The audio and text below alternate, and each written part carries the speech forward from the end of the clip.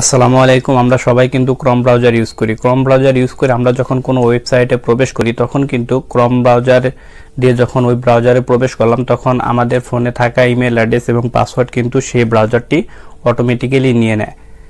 যার ফলে কি হয় যে আপনি যদি এই ইমেল অ্যাড্রেস দিয়ে ইউটিউব অ্যাকাউন্ট বা অন্য যে কোনো কাজ করে থাকেন, যে ব্রাউজারে আপনি প্রবেশ করলেন তারা কিন্তু আপনার ইমেল অ্যাড্রেস এবং পাসওয়ার্ড জেনে গেল।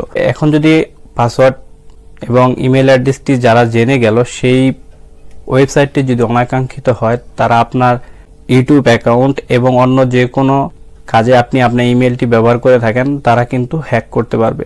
ইমেল অ্যাড্রেস এবং পাসওয়ার্ডটি অফ করে রাখবেন কিভাবে ক্রোম ব্রাউজার থেকে, এই ভিডিওতে সেই জিনিসটি দেখাবো। সো ভিডিওটি সম্পূর্ণ কন্টিনিউ করুন।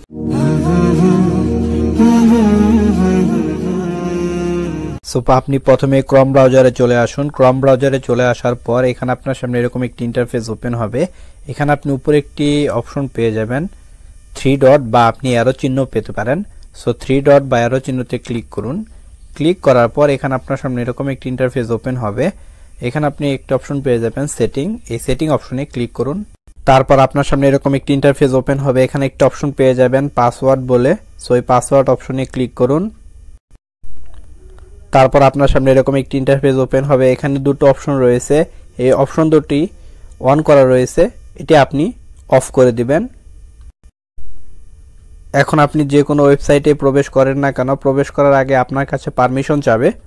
সো এই ছিল আজকের ভিডিওটি কেমন লাগলো অবশ্যই কমেন্ট বক্সে কমেন্ট করে জানাবেন। ভালো লাগলে লাইক করবেন, কমেন্ট করবেন। সকলকে অসংখ্য ধন্যবাদ ভিডিওটি সম্পূর্ণ দেখার জন্য।